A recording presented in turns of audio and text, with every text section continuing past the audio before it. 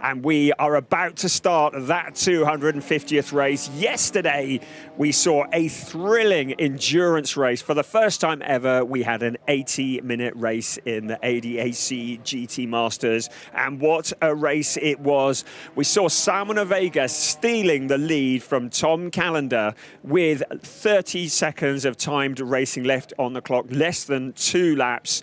He went on to win along with his co-pilot David Schumacher.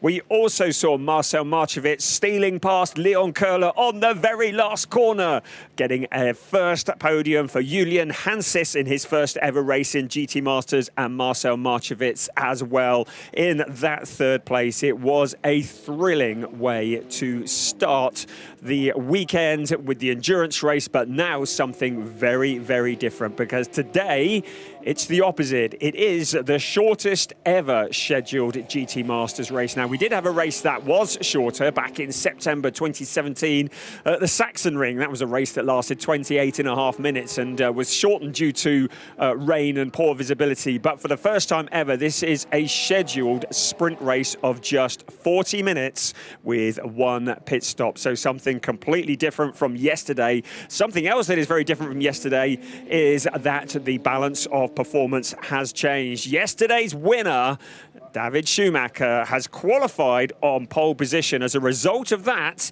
he is carrying 20 kilograms of success ballast. But overnight, we've also had an adjustment to the balance of performance with another 20 kilograms added to all of the Mercedes AMG cars. It means that David Schumacher and Simon Vega will be carrying something in the region of 40 kilograms extra. That's about half a person, if such a thing existed, in terms of weight. How is that going to affect them? Well, it didn't in qualifying. They didn't have the success ballast, but as you can see, it's a 1, 2, 3 on the grid for this race 6 of the season. All of those Mercedes with that extra 20 kilos on board. Also, the Lamborghinis have now been asked to carry an extra 15 kilograms as well, leading on from yesterday. So the success ballast has been applied to Simon Vega and David Schumacher. Elias Seppänen and Tom Callender came second. They've got 10 kilos extra, so that means with the adjustment to the BOP, they've got 30 kilos extra from yesterday. And Marcel Marchevitz and Julian Hansis have an extra 5 kilograms on account of coming in third place. So it is going to be very, very interesting to see how this pans out. This morning in qualifying, David Schumacher powered that car there, the number 2 HRT Mercedes AMG GT3 Evo, to a new lap record, a 1:24.902. He shattered the track record, and in so doing earned 3 points, moving himself up into third place, he and his co-driver in the championship. You can see, though, Tom Callender and Elias Seppänen have a very healthy lead. 107 points to Leon Köhler and Max Osten, who have not had the best of weekends so far. They are 14 points behind with 93 points. A couple of other changes to tell you about overnight. We have a couple of drivers that have applied to the ADAC and have had their categories changed. So the number 8 car that has been run by Liquimoli Team Engsler with Pablo Schum and Jonas Karklis have applied to the ADAC and have been approved to change to the Pro-Am category. It means we have 4 drivers in the Pro-Am category for this race. Yesterday, we saw Nico Handke and Chandler Hull also moving into the Pro-Am standings. It means that they will not be scoring points in the overall championship. It does mean that they have a pit stop that will be 10 seconds shorter than the other cars. We are on the road to DTM, and we are approaching the halfway point of the season in this legendary series, the ADAC GT Masters, starting the first of 2 formation laps here at the European Truck Grand Prix. And what a weekend we have had. Yesterday's endurance race had a little bit of everything. And for those of you that were watching, we had what looked like a fairly nasty incident in the pit lane involving the number 3 car of Finn Wiebelhaus and Janus Fitcher. We are very pleased to report there have been no injuries, no issues whatsoever. Everybody in the crew is okay, and Finn Wiebelhaus and Janus Fitcher will be starting in this race. Let's take a look at the starting grid. It's David Schumacher with that lap record alongside Janus Fitcher, and all Haupt Racing front row. Defending champion Elias Seppänen has Alain Valente alongside. There's Simon Konoprim and Alex Fack, the leading of the Pro-Am drivers on row 3. Row 4, Julian Hanses, yesterday's third-place finisher, alongside Denis Bulatov. And on row 5 of the grid, Max Osten and Moritz Viskirchen didn't get to drive yesterday as a result of an incident on the formation lap for his teammate. Max Rice has a 3-place grid drop. Sandra Holsam alongside, and it was Kwanda Mokoena who earned that grid drop for Max Rice. Mikael Kapfinger and Jonas Karklees are lined up on row 7. And on row 8 of the grid, Benjamin Heites and Gregory de Cyborg in the BMW. And on row 9, Matteo Lorena sitting in for Taylor in the number 19 car with Chandler Hull alongside. And then bringing up the rear, Coach McCancy for Harold Prochik's HP Racing International. I did mention the grid drop for Max Rice in the number 5 Team HRT Mercedes. And it was as a result of contact by his teammate Kwanda Mokoena. You would have seen that getting together with Jonas Greif in the closing stages of the race yesterday.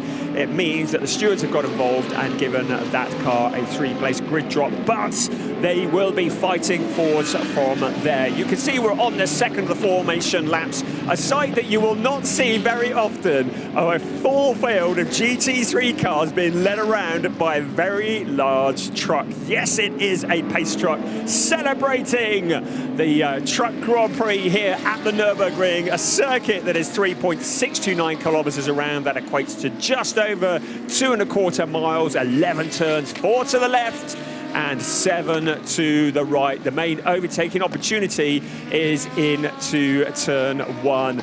A very large crowd are here. We reckon over 100,000 people this weekend.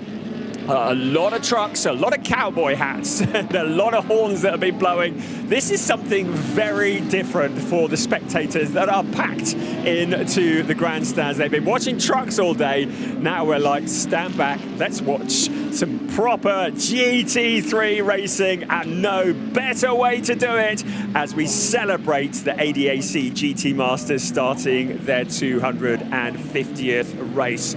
It is a shorter race than we have known before. The pit window will open 15 minutes into the race. It will remain open for 10 minutes as we look at Alexander Schwarzer looking on nervously, and then there will be 15 minutes of racing after the pit window closes. The instruction has been given to the cars to grid up as they head around the Vidal chicane. It will be side by side.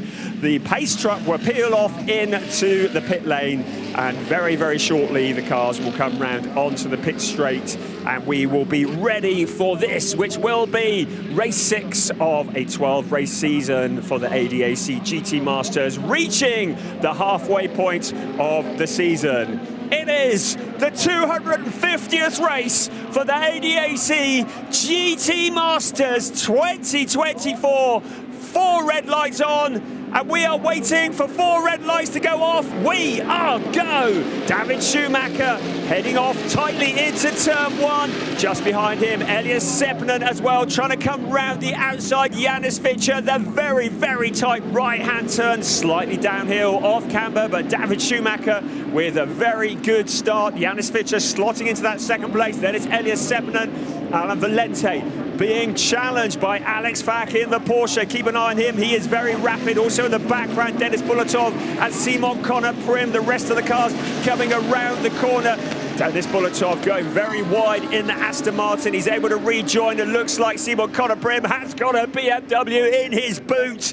Here comes David Schumacher leading the field, breaking clear of Janus Fitcher. Remember, the Schumacher car has 40 kilos on board, more than it had yesterday. A lot of extra weight for a GT3 car. The rest of the field heading around turn 7 towards turn 8, absolutely flat out. the snake sorting itself out, jostling for position. There is a Lamborghini that's dropped back towards the back of the field. Benjamin Heites in the car that started yesterday on pole position in the hands of Tim Zimmerman. The rest of the cars bumping across the chicane. Also in there is the number 19 car that is being driven by Matteo Lorena, guesting this weekend in the GRT Grasser Racing Lamborghini Huracan. That would look like Sandra Holzem going wide out of turn 11. You saw him picking up the dust. It looks as though he's able to survive that one. One of the cat fingers, that is Mikael Catfinger in the number 91 car, coming under pressure from Gregory de Cyborg in the BMW. He slots back in behind, but lots of challenges. You can see from your graphic, the cars denoted with the green number are in the Pro-Am race, and so our leading Pro-Am driver by a country mile is Alex Fack in 5th place overall. A solid job for him, a solid job for Elias Sepinen, one of 2 defending champions in ADAC GT Masters this year, now starting to put the heat onto Janis Fitcher. That car in 2nd place. Well, Janis Fitcher did not get a stint behind the wheel yesterday as a result of an incident in the early part of the race. So he has some ground to make up, wants to get the championship back on track. But at the moment, David Schumacher, despite the additional weight, breaking clear. It was about half a second at the end of the first lap. It looks to me like he's continuing just to extend that a little. Janis Fitcher very much occupied with Elias Sepinen, who is filling his mirrors. The rest of the cars bumping across the curb out to the Vidal chicane at about 150 kilometers an hour into turn 11. Getting a good exit out of turn 11 is important, because if you don't, you will be vulnerable heading into turn 1. That's exactly what the problem is for Max Rice. You saw the blue Mercedes picking up some dirt. He's left himself vulnerable to Sandra Holzem into turn 1. Holzem ducking to the inside. Max Rice tries to defend as best he can, but paying the price for that poor exit out of turn 11. Also, Mikael Catfinger in there as well, trying to take advantage of the mistake that happened, and suddenly Max Rice loses 2 places. Now he tries to come back. The young driver, who has the very vocal fan club, they are turned up by the coach load to cheer on their man this weekend, but at the moment they are disappointed because they've seen him lose 2 places in just a couple of corners. Now behind him, the BMW is challenging. That is Gregory de Cyborg in the number 10 car. Also Benjamin Heites in there as well. But the person who came out on top of that particular fight, Sandra Holzem, up into 11th place, took advantage of that poor exit from the corner by Max Rice and relegates him a position. Also, Mikael Catfinger doing the same. Right. Up into the chicane they come once again. David Schumacher, about 6/10 last time across the line. Keep an eye on the Schnitzel and Mercedes. There's 2 of them in this race. Julian Hanses and Moritz Viskersen. Viskersen in 12th place is another of the drivers who did not get to race yesterday. His teammate had a bit of a moment on the formation lap and gave us a big delay as the car made contact with the fence, and J-Mo Hartling never even took the green flag and gave us a delay of about half an hour while they had to repair the fence. So Viskersen enjoying his first turn at the wheel this weekend in race conditions. That was Holzem also went out wide there as well.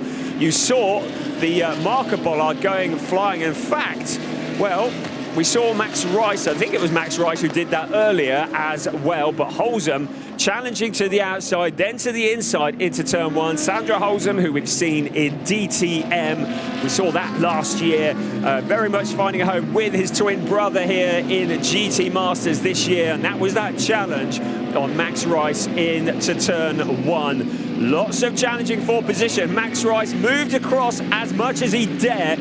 Not allowed to change direction under braking unnecessarily, but he left the gap just enough of a space. Car 5, though, did get a black and white flag for changing direction more than once. So Max Rice did get a warning for changing direction under braking. There is just 31 minutes and 25 seconds of this race remaining. It really is a short, sharp sprint. To remind you, 15 minutes into the race, the pit window will open. And that will be when every car will be required to come in during that pit window for a mandatory stop and driver change. No tyre changes today, no refueling today, just the mandatory stop and driver change. But there is a minimum pit stop time for the drivers. So there will be an 80-second minimum pit stop time for the drivers in the overall championship, and the Pro-Am drivers, there will be a minimum pit stop time of 70 seconds, so 10 minutes less in the pits. David Schumacher continuing to lead at the front by 0.8 of a second. I was talking to Salman Vega earlier, and he said, well, the good bit about this race is it's shorter, so there's less time we've got to carry the success ballast for.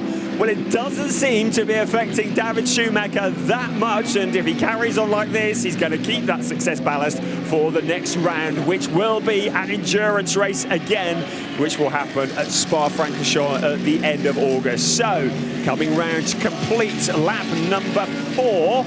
And out onto the pit straight once again, David Schumacher leading the way from Janis Fischer, Elias Seppänen in third, Alan Valente in the Ferrari in fourth place. Then our leading Pro-Am driver, Alex Fack, in fifth, ahead of Simon Conor Brim in the number 33 Lamborghini. But Conor Brim, big challenge by Max Osten. Max, who's had a fairly quiet weekend by his standards, looking to make up for it. He's second in the points standings. He needs every point he can get, especially as his main challengers are up ahead. Was that a little bit of a punt around turn 2 into turn 3? Still Simon Conor Brim holding on to that position. But the driver who won at the opening round of the season back in Oschersleben, Max Osten, impatient to get past that Lamborghini. Lurking in the background is Dennis Bulletov in the Aston Martin as well. Maybe a little bit too far back to do anything to get involved in this battle at the moment, but if they continue fighting with each other, they are going to end up reversing into the cars behind. Julian Hanses in 9th place behind Dennis Bulletov. He scored a podium in his first ever GT Masters race yesterday, was frustrated with his qualifying this morning, felt as though he could have done better. But to be running in 9th place on your debut weekend in GT Masters, still very respectable indeed. Moritz Viskersen for Schnitzelam Racing, both the Schnitzelam cars who are guesting this weekend. The Schnitzelam base, which is just down the road from the Nürburgring, about 30 kilometers away. So both those cars guesting this weekend. Very welcome additions here at the Nürburgring. Into turn 1 we come once again. Things are very much as you were at the moment. So, the 40-minute race, when the clock gets to 25, so that will be in just over 3 minutes, the pit window will open. Once again, that was Osten and Conor Brim getting up close and personal. There may not have been any contact. It was certainly very close, though. Schumacher leading the way. Janis Fischer, Elias Seppänen, Alan Valente, Alex Fack, then a gap back to Simon Conor Brim, Max Osten. You can see the gap between first and second. Of course, to remind you, the cars running in first and second are teammates for Haupt Racing. So very, very important that they respect each other, they give each other space, and they do not make contact with each other. About a second behind them is another of the Mercedes with Elias Seppänen. We have 2 drivers in this race who are defending champions in GT Masters. Elias Seppänen, who is in 3rd place, and Salman Vega, who will be taking the wheel of the Mercedes that leads the way at the moment. He will be taking over from David Schumacher once the pit stops are done and dusted. But at the moment, I expect the team will want to keep Schumacher out for as long as possible because he continues to stretch his legs. 0.642, so about 6.5 tenths over 2nd place. Elias Seppänen 1.1 behind, so not a lot of change in the gaps at the moment. The teams will want to strategize. They'll want to get the cars into the pits when the pit window opens at the time that is most appropriate. Still the challenges for position come. Alan Valente in 4th place with Dennis Bulletov for company. So Alan Valente coming under pressure from the Aston Martin of Denis Bulletov. Julian Hanses is in there as well. So Alan Valente, who's clearly been dispatched by Alex Fack. And Valente continuing to go backwards down the order in Emil Frey Racing Ferrari. The Schnitzelam Mercedes now with Denis Bulletov between them. And Bulletov in 9th place, Julian Hanses just in front, and Moritz Viskirchen behind them. Also in there, Sandra Holzen rushing to join, Mikael Kapfinger as well. So let's have another look here into turn 1, and that was where Alan Valente got passed by Alex Fack.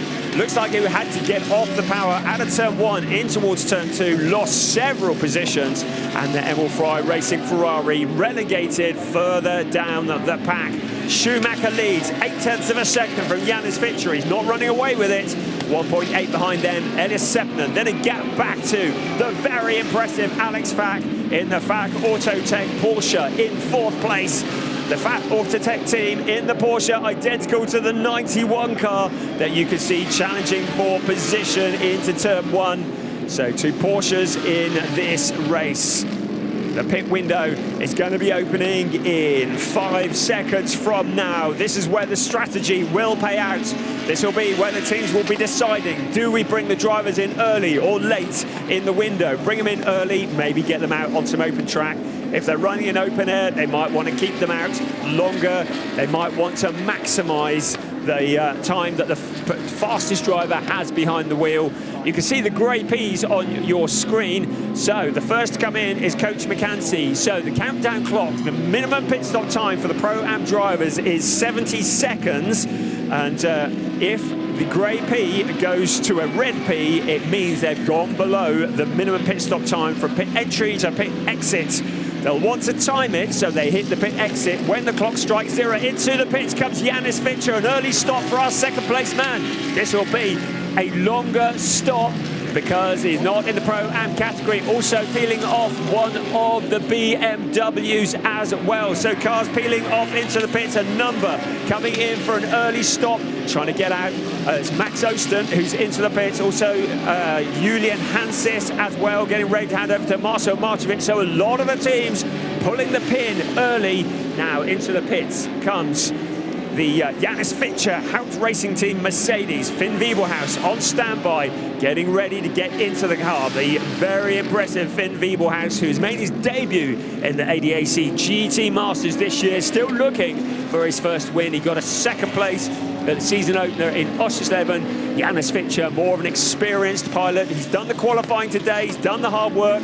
His work is now done for this weekend, and it's now over to Finn Wiebelhaus to bring it home, and to bring it home in the pits. So you can see the graphics ticking down on your screen. Now Coach McCanty looks like he's still in the pits. Now he's out, but the plus 24.5. So clearly there's been an issue. Great to have Coach McCanty along with Gerhard Tweresa, who are joining us as guests this weekend in the ADAC GT Masters, fulfilling the dreams.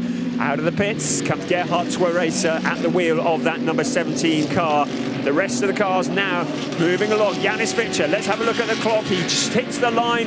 That's pretty good. 1.2 seconds over. So that's effectively 1.2 seconds lost out on track. But to go under that would hurt very badly, because it would mean a penalty incoming. So they rejoin in amongst all the leaders. So David Schumacher sees all the cars that have pitted coming out in front of him. He's going to have to weave his way through the traffic and try not to lose any ground to Elias Sepinen. Sepinen now into that 2nd place. He knows he hasn't got 2 teammates that are working together to the inside of the back marking Schnitzeland number 11 car. David Schumacher trying to find a route, but Marcel Markovic at the wheel of that car, having taken over from Julian Hanses, does not want to give up any space on the track at all.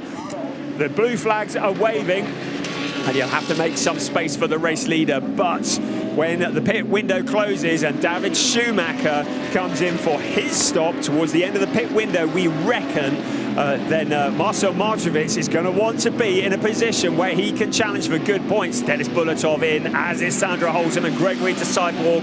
Into the pits they come. So Dennis Bulatov handing over to the reigning ADAC GT4 champion Mike David Altman. Sandra Holzem handing over to his brother Giuliano, and Gregory Disciple handing over to Eduardo Cossatank. Right, that is Schumacher into the pit, so he hasn't left it too late in the pit window. Also peeling off is Alan Valente in the Emil Frey Racing Ferrari.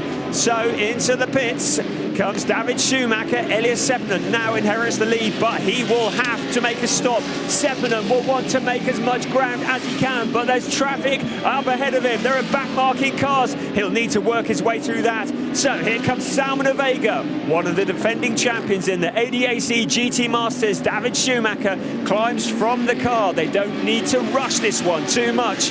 They still have seconds to spare. They need to hit the pit exit when the clock strikes 0, counting down from 80 seconds from the pit entry.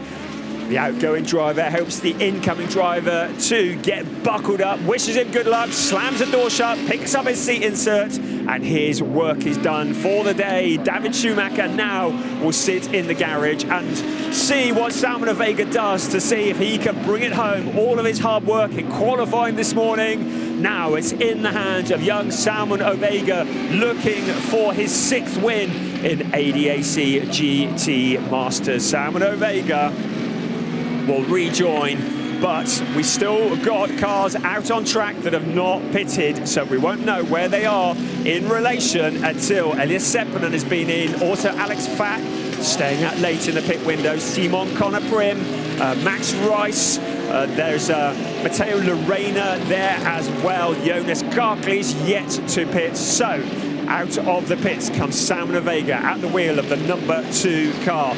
Behind him is Max Osten. Now Max Osten is in fact handed over to Leon Köhler, so it'll be Köhler at the hands of the wheel of the number 54 car. So in front is Salman Vega, main challenger. Just behind him though, Finn Wiebelhaus, who's taken over from Jannis Fitcher. This could be for the net lead of the race once the pits window opens. Elias Sepinen now into the pits. This is going to give us a real indication in the next 45 seconds or so. Around towards turn 5 comes the number 2 car, number 3 car, the 2 cars that are running together, Vega and Wiebelhaus. There is Calendar. He will be taking the wheel.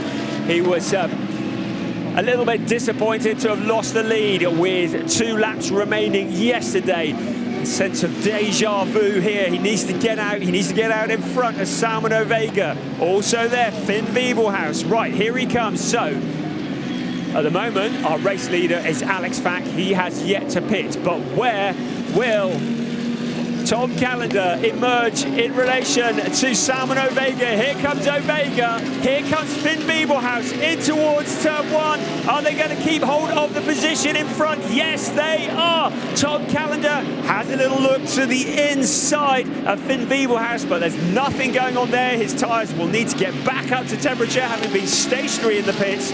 So it is Salman Vega from Finn Wiebelhaus and Tom Calendar.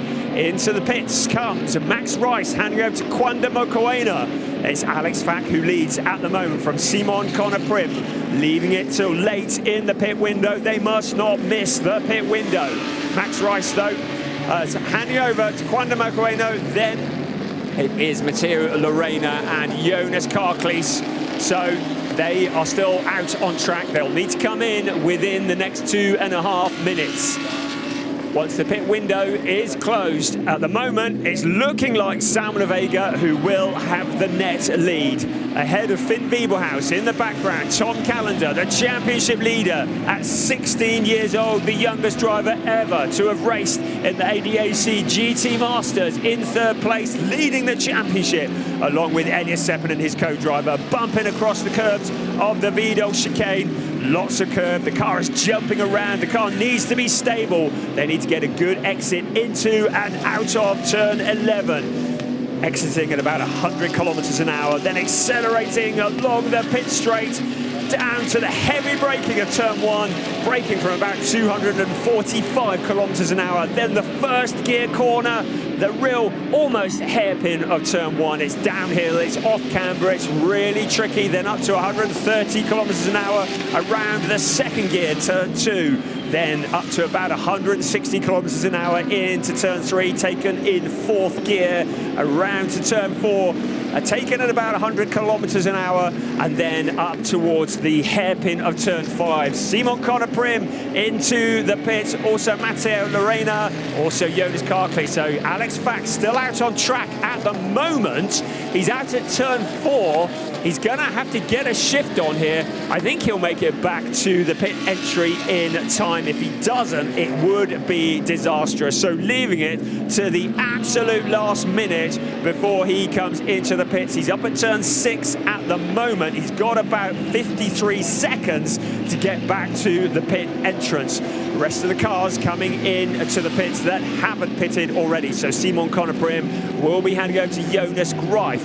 Matteo Lorena will be handing over to JJ Bernhardt, and Jonas Karklis will be handing over to Pablo Schum. There is the pit entrance. Alex Fack, this is a bit of a white knuckle ride. 30 seconds, right, he's going to have to duck in now. Here he comes, so he's going to do it before the pit window closes. Left it to the absolute last minute. I think it would be fair to say that Alex Fack, probably the quicker of the two drivers between himself and Alexander Schwarzer. So the Fack Autotech team wanting to maximise his stint. A little over 15 minutes remaining of this race. I told you it was short, didn't we? A sprint race for the ADAC GT Masters. The final quarter of an hour, the pit window closes. The last car to pit comes in with 60 seconds ticking down. It was 70 for pit entry to pit exit. Now Alex Fack getting himself from the car. Alexander Schwarzer taking over the car of Team Alex, the Fack Autotech car. Lots of hugs been going around in the garage of Fack Autotech over this weekend. A proper loved-up team going on there. And Alex Fack at the wheel of that car, proving to be incredibly useful. He's won in Porsche Mobil 1 Super Cup. He's got that car into the lead of this race. Now with Alexander Schwarzer at the wheel, the question will be, where will he emerge in comparison to Salman Ovega? Ovega at the moment is into turn 9, the Vidal chicane, around to turn 10 at the moment, so he will be coming into the final corner. Remember that the Fack Autotech Porsche has had to be stationary for 10 seconds less than the cars around him, and it means that he will come out of the pits in the lead. So Alexander Schwarzer carrying on from all the hard work that was done by Alex Fack. Can he hold this on for another 13 minutes and 50 seconds? It will be a tall order, but you know he will be giving it everything he's got. Salman Ovega with all of that extra weight on board. Janis Fitcher has handed over to Finn Wiebelhaus in the number 3 car. So Wiebelhaus putting all the pressure on to Salman Ovega, all that he can. Todd Callender in 4th place. Max Osten, a good job from him, up into 5th place after the pit stop sequence. So the race leader, and we'll let you know what the gap is once he crosses the start-finish line, is currently Alexander Schwarzer in car number 4, having taken over from Alex Fack. Then it's this car here, car number 2 in 2nd place, yesterday's winner. Salman Ovega and Elias Seppänen did back-to-back wins at Sachsenring last year, but it is incredibly rare. You have to go back to Red Bull Ring 2022, the last time before that we saw the same driver combination winning on the same weekend. Back then, it was the Schubert Motorsport BMW that did that feat. So out comes Alexander Schwarzer onto the pit straight. Let's see what the gap is as they cross the line to Salman Ovega. The interval sign is up, so we are having a look. 3.691 seconds between 1st and 2nd place. Now, what can Salman Ovega do about that? Arguably, he's going to be quicker, but 3.6 seconds. So the last time around, well, the lap time from Schwarzer, he was still getting up to speed, so we can't make a comparison yet. Now, Mike David Ortmann coming under pressure from Johannes Kapfinger in the number 91 Porsche. Ortmann, who took over from Bulatov. Up ahead of them is Jonas Greif, who's taken over from Simon Connor Prim in the number 33 car. That is in 8th place. Ahead of them, Marcel Marchevitz and Alan Valente. But this here is the fight for 8th place. Looking at our race leader up on turn 6 at the moment, and we'll see what the lap time is next time they cross the start-finish line. But with 11.5 minutes remaining, it was 3.6 seconds between first and second. Alexander Schwarzer, who is a bronze-rated driver, surrounded by silver-rated drivers. Somebody's gone wide into the gravel, kept it all going though by the looks of things, just ahead of Jonas Greif. You can see the dust just floating through the air into the chicane. Once again, bumping over the curbs in a few moments they will be, and then around to turn 11. So out onto the start-finish line we come once again for our race leader. He crosses the line. The gap is down to 2.4 seconds. So Salman Vega has taken about 1.2 seconds out of the lead. Certainly shades of yesterday, where he chased down race leader Tom Callender and passed him with just a couple of laps remaining on the last lap. Salman Vega was lapping in a 1:28.044. In the last lap, Alexander Schwarzer was at 1:29.322. So Salman Vega a lot quicker, taking about just over a second out of the lead. This is the fights for 8th place. Jonas Greif, Mike David Ortmann, just behind him, Johannes Kapfinger. Keep an eye on Nico Hanske, also in the background in the Aston Martin. Then a gap back to Guillermo Hartling, the driver who had the drama on the formation lap yesterday, never got to take the start of the race, but having a much better day today. Car 12 has been reported to the stewards for not respecting blue flags, and that is J-Mo Harsling that we saw yesterday. So car 12 are being investigated, the Schnitzeland Mercedes, by the race stewards for not respecting blue flags when the race leader was coming through. Across the line we come once again. 9 3/4 minutes remaining, plus the obligatory 1 lap. What is the gap between first and second? Across the line, it was 2.4 last time, but Salman Vega has halved it. 1.23 seconds between first and second. Finn Wieberhaus just 8/10 behind them as well. So third and second are closing in on first with just over 9 minutes remaining of this race 6 of a 12-race season. After today, we will be at the halfway point of the season. The bronze-rated Alexander Schwarzer driving for all he's worth in the FAC Autotech Porsche, leading the way. Yesterday's winner, Salman Vega, who took over from pole sitter David Schumacher in 2nd place in car number 2, and in 3rd place, Finn Wieberhaus, who took over from Janis Fischer. This is looking like an epic finish to the GT Masters. What a way to celebrate 250 races of the longest running GT3 series in the world. The 18th season of this legendary series. Schwarzer in the Pro-Am category, leading the way. 2nd in the Pro-Ams, Nico Hanske in 11th place. 3rd in the Pro-Ams, Pablo Schum in 17th place. Cross the chicane they come once again. You can see the gap. 1, 2, 3. Those are your top 3. The 3 people that, if the race finished now, would be on the podium. They're running absolutely together, but what order are they going to be when this race is over? Tom Callender has not given up on a podium either. He fancies closing in on this battle. Across the line they come. Half a second now between the race leader and Salman Vega in 2nd place. This is certainly deja vu from yesterday. Salman Vega closing down the race leader, but this time it's a Porsche, not a Mercedes, that he's closing down on. Behind him though, Finn Wieberhaus, just 4/10 of a second behind and closing. 1st, 2nd, 3rd, 7.5 minutes plus 1 lap remaining of this race. This could go in any direction. Alexander Schwarzer doing a sterling job, holding on against the professional silver drivers around him. Salman Vega using the curb as much as he dare. Remember, that car weighs 40 kilos more than it did this time yesterday. Behind him, Finn Wieberhaus also there, keeping a watch It is the battle for first place with 7 minutes remaining of this race. And towards turn 9 there will come the heavy braking of the chicane, reaching about 240 kilometers an hour before the second gear chicane, and then up to about 150 kilometers an hour, then the acceleration out of the chicane in towards turn 11. This is the point where they want to get a good exit. Keep an eye on Leon Curler, who's closed in on Tom Callender. He fancies some of the action as well. Championship leader Tom Callender in 4th place, looking vulnerable from 5th place. Looking vulnerable is the race leader to the outside, Samuel Vega. Having a little look, he goes to the inside. Alexander Sforza leaves the gap on the inside. He tries to close the door. The two cars running side by side. And this is exactly what Samuel Vega did yesterday. Powering around the outside, he takes the long way around turn 2.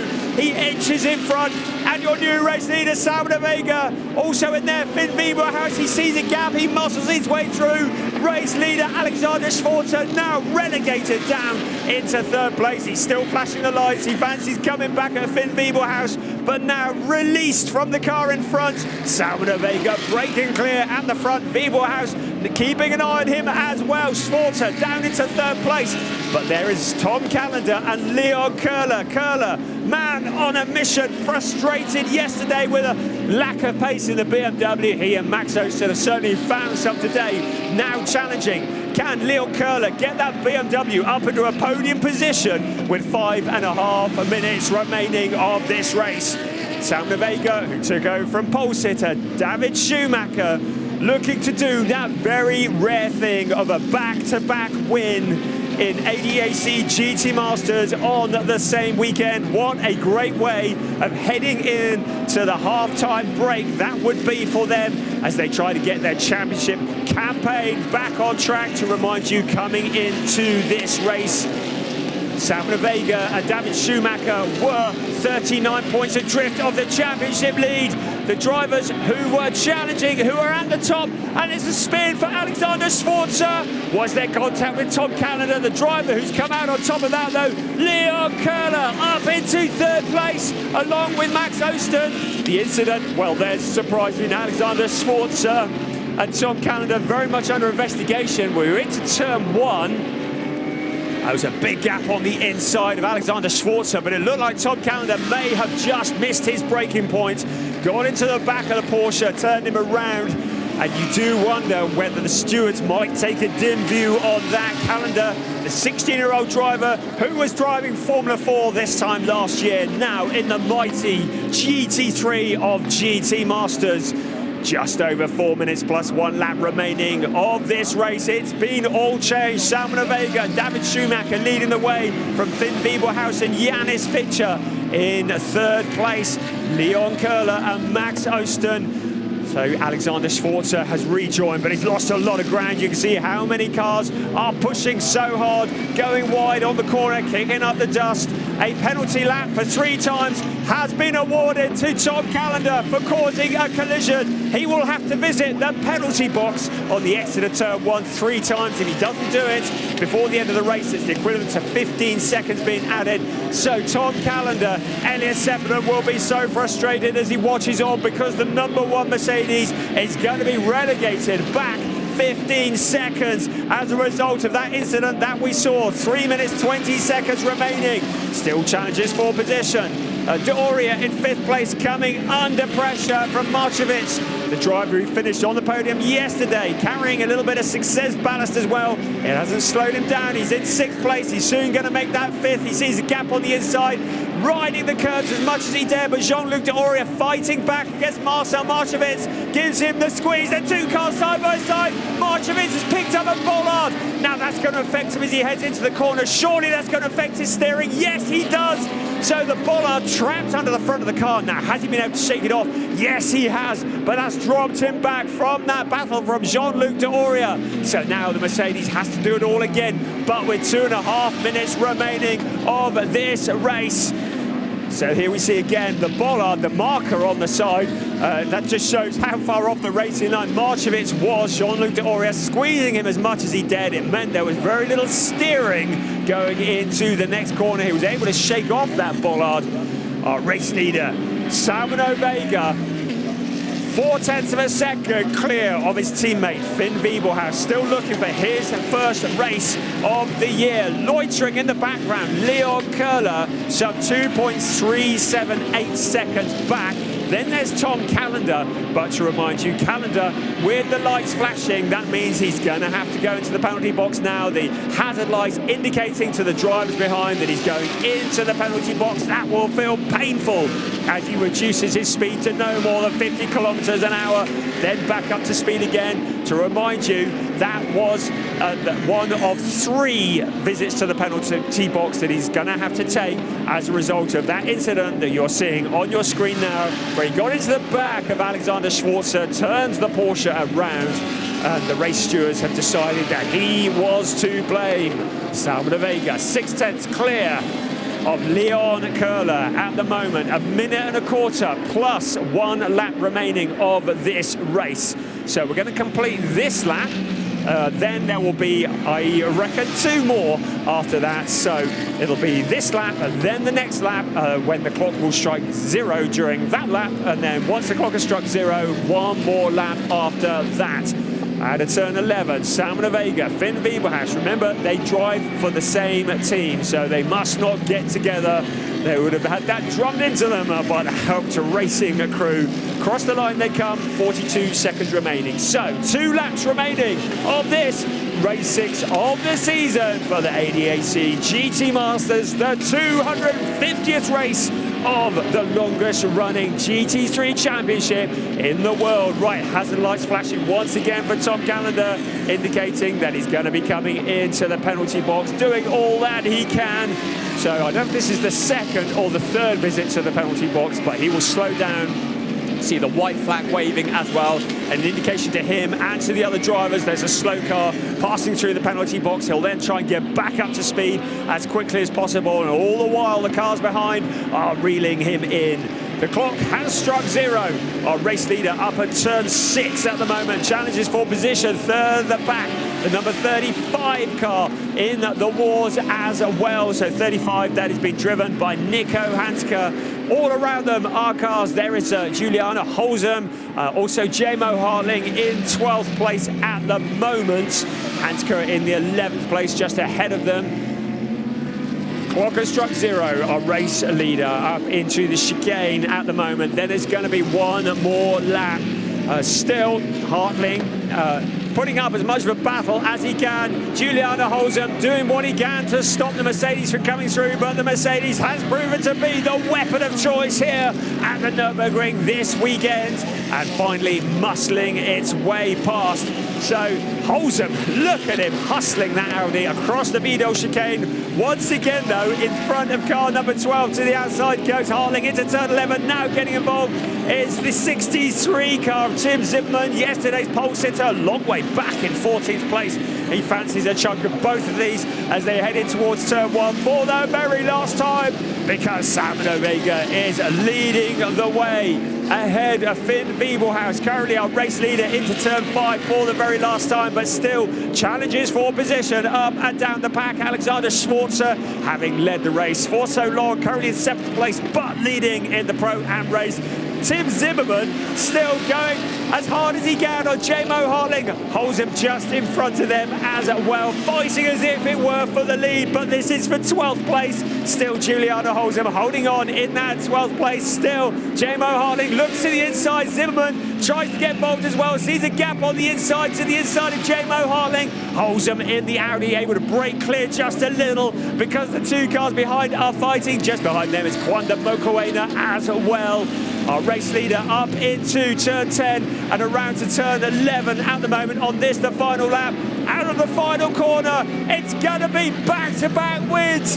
What a way to celebrate race 250 for GT Masters. A win for Salvador Vega and David Schumacher. 2nd place going to Finn Wiebelhaus and Janus Fincher. It is a Harms Racing 1-2 and a good comeback. Leon Köhler and Max Hoston, they'll be pretty happy with that. In the number 54 car for FK Performance in the BMW. The rest of the field coming out across the line now. It's Alexander Schwarzer, hats off to him, a 7th place for the bronze rated driver in amongst all the silver drivers around him. coming home in 7th place and taking the top step on the podium in the Pro-Am race. But back-to-back wins for Salman Ovega and David Schumacher. Solid job. To remind you, they are carrying so much more weight than yesterday. Celebrations in the FK Performance Pit. A good job, a podium. I spoke to Max Osten earlier. He was pretty despondent, didn't feel as though they had any pace. And if you'd have told him 3rd place, I think he would have taken that.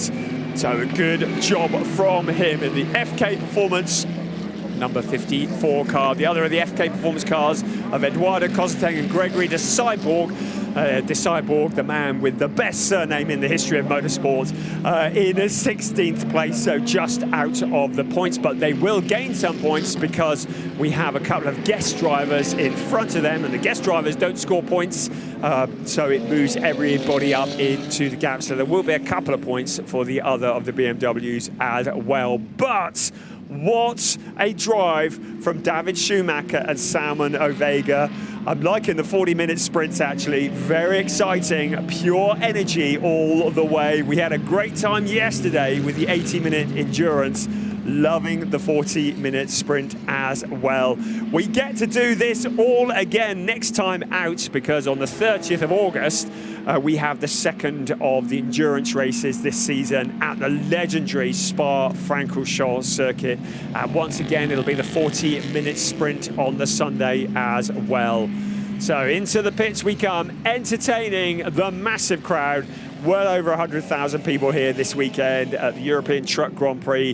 They have experienced, many of them, at GT Masters for the very first time. I hope they have been entertained. We most certainly have. Big crowd will have watched these GT3 cars out on circuit. So into the pits they come. And this will have done wonders for the championship challenge for Salman Ovega and David Schumacher. Finn Wiebelhaus and Janus Fischer in that 2nd place ahead of Leon Kohler and Max Osten. A good points haul from them. In 6th place, our championship leaders, Tom Callender and Elias Seppänen. Big hats off to Marcel Marchevitz and Julian Hanses in 4th place. Also, Jean-Luc D'Oria and Alan Valente. A solid performance from them in the Emil Frey Racing Performance Ferrari. And that is their best result of the season so far. So good job from them. The rest of the results scrolling through. The winner in the Pro-Am race, Alexander Schwarzer. 2nd of the Pro-Ams, Nico Handke and Chandler Hull.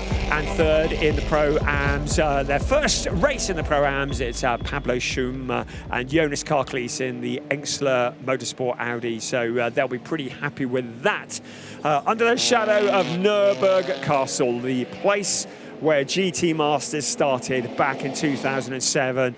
Back then, the wins went the way of Gianni Morbidelli, remember him, and Christopher Haase. Well, we certainly remember him because he went on to become the first ever champion in ADAC GT Masters. And Christopher Haase, who's still doing the rounds now, would love to see him back in GT Masters again one day. Would love that to happen. But he won all those years ago, and 18 to be precise, back in 2007. Right, there's your 1, 2, 3 as they cross the line. Salman Ovega, Finn Wiebelhaus, pretty well pushing him all the way. And I think a fairly delighted Leon Kohler in 3rd place as well. I'm not even going to try to do the maths. We'll let someone else do that. But I can confirm that the championship will have closed up dramatically as a result of that race.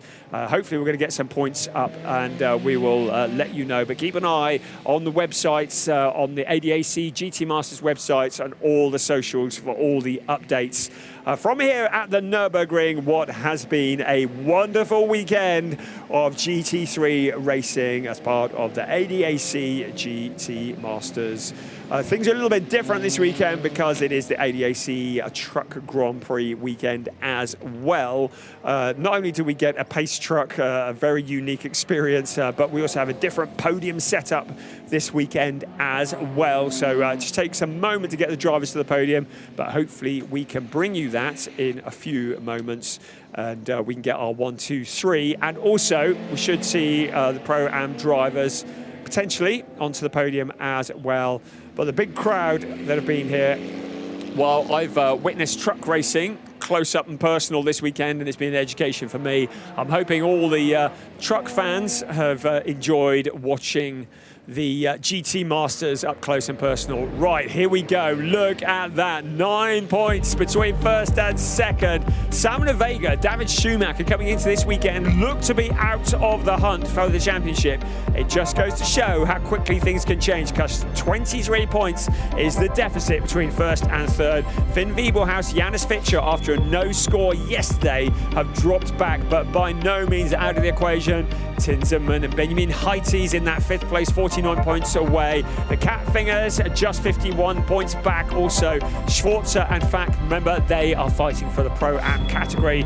Mike David Ortman and Dennis Bulatov also there as well. So the rest of the points scrolling through, but it just goes to show how quickly things can turn around, because coming into this weekend, Tom Callan and Elias Seppänen were 7 points ahead of Leon Köhler and Max Osten, and they were about 20 points ahead of Finn Wiebelhaus and Janus Fitcher, and 27 points. And suddenly, it all changes. You only need one DNF, one slip up, and suddenly it can all change. And for Elias Seppänen and Tom Callender, I think actually coming home in sixth place is very much damage limitation as a result of those trips to the penalty box. Receiving congratulations from Oliver Runschke, one of the big movers and shakers in ADAC, organising the GT Masters and all of the series that the ADAC put on.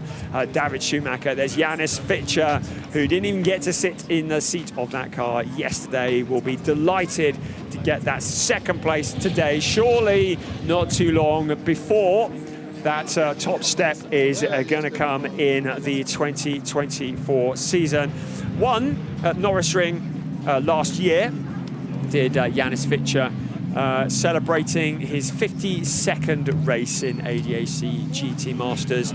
And I think Tim Zimmerman, we mentioned this yesterday, was celebrating his 50th race today in the ADAC GT Masters, and a 14th place that will be upgraded once the guests have been taken out, but not really troubling the podium finishers on this occasion. Simon Vega didn't think he had much of a chance today with all the additional weight on board, but how wrong could you be? Solid driving, he and David Schumacher taking it to the top step of the podium. Finn Wiebelhaus and Janus Fitcher with that second place. There is Leon, not Leon Köhler, that's Max Osten and Leon Köhler in the 54 car.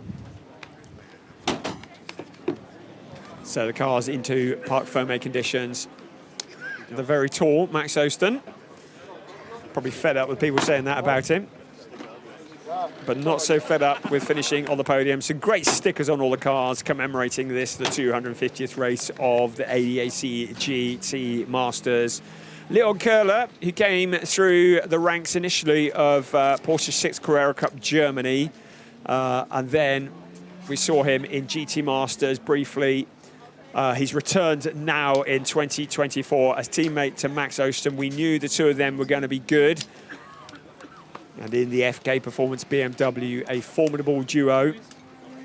And the only car that's not a Mercedes to have finished on the podium this weekend is the FK Performance BMW.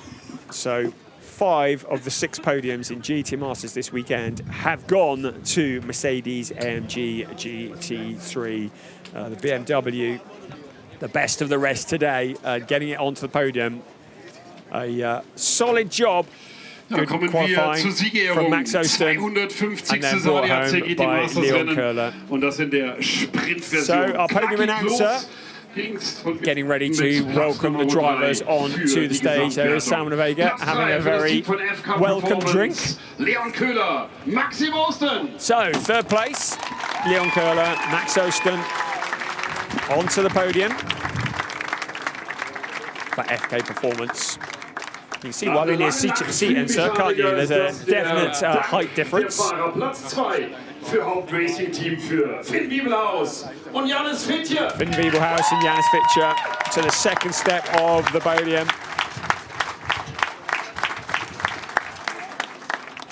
but it's that very, very rare occurrence. The top step of the podium, back-to-back wins on the same weekend.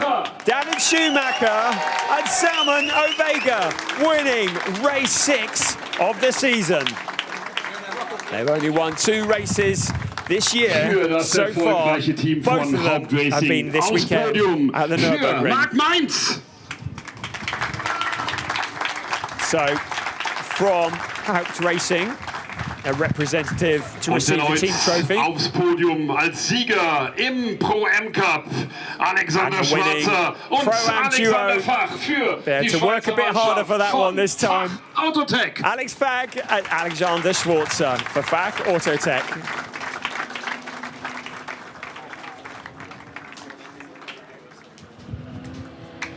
There was a time when they were guaranteed a Pro-Am win. Not so easy nowadays. Okay, national anthem time.